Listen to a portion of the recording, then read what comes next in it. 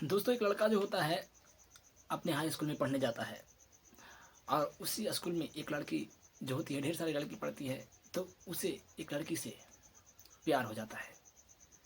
दोनों अब धीरे धीरे प्यार का इजहार कर लेते हैं। इजहार करने के बाद दोनों अब अपने गार्जियंस को मना करके शादी कर लेते हैं। शादी करने के बाद जो होती है, लड़की जो होती है पढ़ने में अच्छी होती है और वो कहती है कि हम अभी और पढ़ना चाहते हैं और पढ़ करके कुछ जॉब करना चाहते हैं। लड़का जो होता है कहता है कि ठीक है, सही बात है, तुम जॉब करो, हम तो अगर तुम्हें पढ़ाएंगे तो हम पढ़ नहीं पाएंगे, हम नहीं पढ़ेंगे। लड़का पढ़ाई छोड़ देता है और लड़की को पढ़ाने लगता है। दोस्तों, लड़की का बिहार पुलिस में जॉब हो जाता है। हो जाने के बाद जो होता है कि लड़का अपनी पत्नी को पढ़ाने के लिए एक कंपनी ज्वाइन कर लिया था, उस कंपनी में काम करता है और लड़की जो होती है कहीं और जगह पर पोस्टिंग हो जाता है तो वो चली जाती है। लड़का कुछ दिन सही चल रहा था, बातें करता है, लड़की भी बात करती है। धीरे धीरे समय बीत रहा था, लड़की अब बातें करना बंद कर देती है क्योंकि जो लड़की होती है वो बिहार पुलिस बन चुकी थी और जो लड़का होता है वो सोचता है कि मेरी पत्नी तो उस जगह पर ड्यूटी कर रही है। एक दिन अटेंडम अचानक घर आता है और अपनी पत्नी के मोबाइल को जब देखता है तो शॉक्ड हो जाता है, परेशान हो जाता है, हैरान हो जाता है। तो नमस्कार, प्रणाम। फिर से एक नई कहानी में आप लोगों का स्वागत है। इस कहानी को आप अंत तक देखिएगा, सुनिएगा, आपको कुछ न कुछ इस कहानी से ज़रूर सीखने को मिलेगी। इससे पहले कि अगर आप मेरे चैनल पर नए हैं तो चैनल को सब्सक्राइब कर दीजिए, लाइक कर दीजिए और शेयर करना मत भूलिएगा। तो चलिए दोस्तों, कहानी को शुरू करते हैं। दोस्तों, ये कहानी बिहार प्रदेश की है। बिहार में एक छोटा सा गांव पड़ता है। उस गांव में एक परिवार होते हैं। परिवार में एक लड़का होता है जो कि अभी हाई स्कूल में पढ़ रहा था। पढ़ने के लिए जाता है तो उसे एक लड़की से प्यार हो जाता है। अब प्यार होता है तो धीरे धीरे प्यार का नशा बढ़ने लगता है। लड़का और लड़की दोनों अब इजहार कर देते हैं। इजहार करने के बाद जो लड़की होती है कहती है कि हम तुम्हारे बिना नहीं रहेंगे, अगर तुम मेरे से शादी नहीं करोगे तो हम मर जाएंगे, जहर खा लेंगे। लड़का परेशान रहता है, सोचता है कि अब क्या करे। फिर अपने गार्जियन को बताता है, अपने माता पिता को बताता है। कहता है कि ठीक है। माता पिता राजी हो जाते हैं। लड़की भी अपने माता पिता को बताती है, उसके परिवार वाले भी राजी हो जाते हैं। दोस्तों, लड़का का जो नाम होता है वो अजय होता है और जो लड़की का नाम होता है उसे खुशबू होता है। दोनों के माता पिता गार्जियन राजी हो जाते हैं। दोनों को शादी करा दिया जाता है। लव मैरिज होता है फर्स्ट में, इसके बाद अरेंज मैरिज दोनों कर लेते हैं। करने के बाद अब धीरे धीरे समय बीत रहा था। जो खुशबू होती है वो अपने पति यानी कि अजय से कहती है कि देखिए, हम अभी और पढ़ना चाहते हैं, हम कुछ जॉब करना चाहते हैं। अब पहले का ज़माना नहीं है कि अगर एक परिवार कमाएगा तो सारा परिवार का खर्चा चला पाइएगा। महंगाई बहुत तेज़ी से बढ़ रही है, इसलिए हम भी कुछ करना चाहते हैं। दोस्तों, अजय जो होता है कहता है कि ठीक है, तुम जो भी करना चाहती हो करो, क्योंकि अगर तुम पढ़ोगी तो फिर हम पढ़ाई नहीं कर पाएंगे, हमें पढ़ाई को छोड़ना पड़ेगा। हम यहीं पर पढ़ाई को स्टॉप कर देते हैं और हम कुछ काम धंधा करेंगे। अब दोनों में बातचीत हो जाती है, दोनों राजी हो जाते हैं और जो खुशबू होती है पढ़ने लगती है, तैयारियां करने लगती है। एक तो लड़की थी, आरक्षण था बिहार में, वो तुरंत बिहार पुलिस में जॉब ले लेती है। जॉब हो जाने के बाद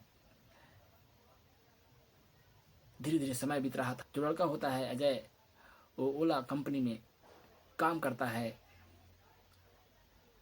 और जो पत्नी होती है वो बिहार पुलिस में अपना जॉब कर रही थी। समय बीत रहा था, धीरे धीरे दोनों अपने साथ में रहते थे। जब भी अजय को छुट्टी मिलता अपनी पत्नी के पास आ जाया करता था। दोनों सुबह शाम बातचीत करते रहते थे। जब भी समय मिलता दोनों बातें कर लिया करते थे। धीरे धीरे समय बीत रहा था। अब एक दिन की बात है कि अजय जो होता है फ़ोन करता है तो खुशबू फ़ोन उठाती है और उठाने के बाद अच्छे से बात नहीं करती है और फ़ोन को रख देती है। अजय सोचता है कि चलो मेरी पत्नी कुछ काम में बिजी होगी, कोई साहब होंगे या कुछ कर रही होगी, इसलिए सही से बात नहीं की, हो सकता है कुछ माइंड में चल रहा होगा, इस चलते बाद में कॉल करेंगे। दोस्तों फिर अजय शाम को फ़ोन करता है। फ़ोन करने के बाद जब खुशबू फ़ोन को नहीं रिसीव करती है, अजय एक बार नहीं बल्कि 4 बार 5 बार फ़ोन करता है, नहीं उठाती है। फिर जब उठाती है तो बहुत ही गुस्से में बोलती है और फिर रख देती है। अजय सोचता है कि हो सकता है कुछ मूड ऑफ होगा, हर प्रकार के टेंशन होगा, धूप में आती है चलती है तो हो सकता है। अब धीरे धीरे समय बीत रहा था। अब अजय प्रतिदिन बातें करता था तो उसी तरह से फिर भी बात कर रहा था। जब भी खुशबू फ़ोन उठाती तो अजय से सही से बातें नहीं करती थी। अब जो अजय है अब परेशान हो जाता है, सोचता है कि अब हमें वहाँ जा कर के बातें करने पड़ेंगे। उसे अब मन नहीं लगता है। वो एक दिन बिना फ़ोन किए खुशबू के पास आ जाता है। आ जाने के बाद जब आता है तो खुशबू अपने मोबाइल को टेबल पर रख करके कहीं चली गई थी। वो मोबाइल को जैसे ही उठाता है तो उसे मोबाइल को उसमें जो कॉल था और इंस्टाग्राम में जो चैट था देखता है तो दंग रह जाता है, परेशान हो जाता है। दोस्तों आखिर उस चैट में इंस्टाग्राम में क्या था, उसमें कैसी बातें थी, उसमें किस तरह की वीडियो थी, अजय परेशान था। देखता है तो उस चैट तो सीधे वो अपनी पत्नी को बुलाता है और बुलाने के बाद वो अब जहाँ पत्नी का थाना था उस थाने में लेकर के जाता है और वहाँ से छुट्टी करवाता है। और छुट्टी करवाने के बाद अपने घर पर अपनी पत्नी को लेकर के चला आता है। और जब पत्नी को जो मोबाइल में था वो सारी बात को उससे पूछता है तो पत्नी कहती है कि हमारी मर्जी है, हम कुछ भी कर सकते हैं, हम स्वतंत्र हैं, हम कमा रहे हैं, हमको जो मन होगा जो करेंगे। अजय जब इतना बात सुनता है तो आग बबूला हो जाता है। सोचता है कि एक पत्नी, एक औरत मेरे साथ ऐसे कह सकती है, जब नहीं ये कमाती थी तो हम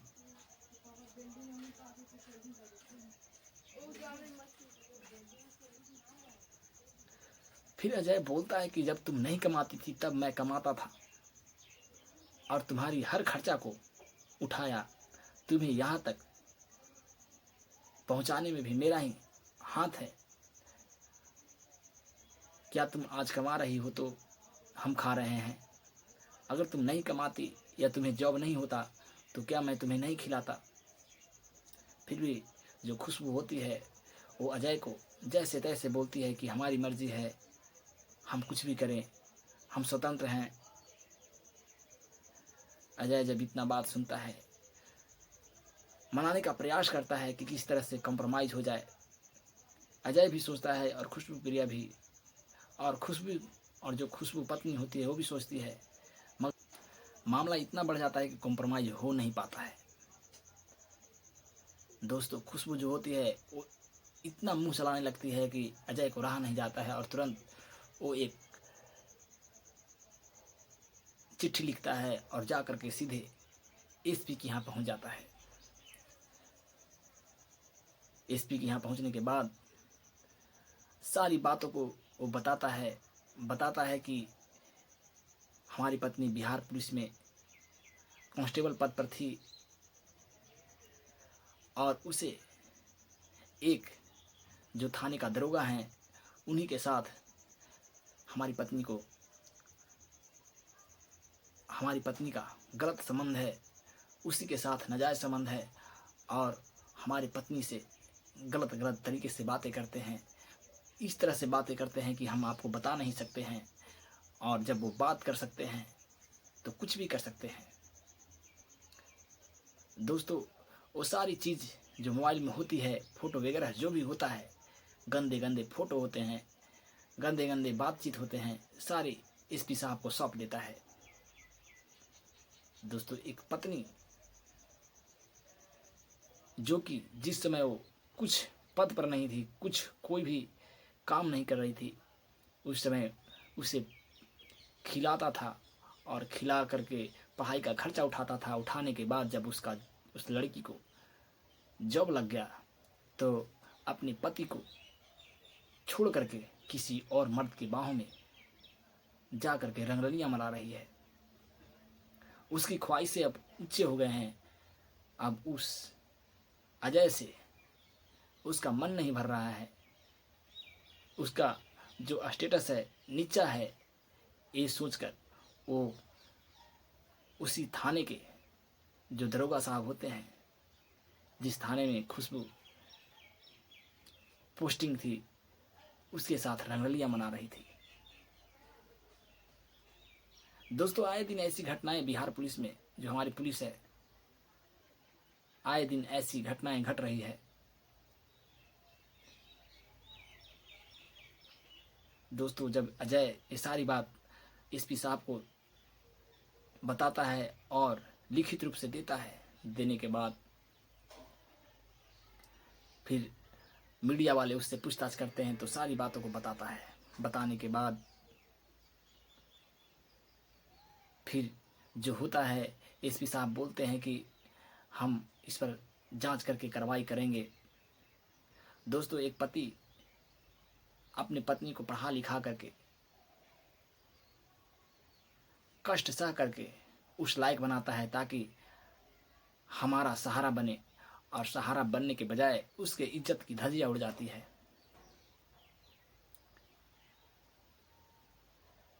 तो दोस्तों, इस कहानी में जितना भी पात्र का नाम है वो काल्पनिक है, बल्कि कहानी जो है बिल्कुल सच है।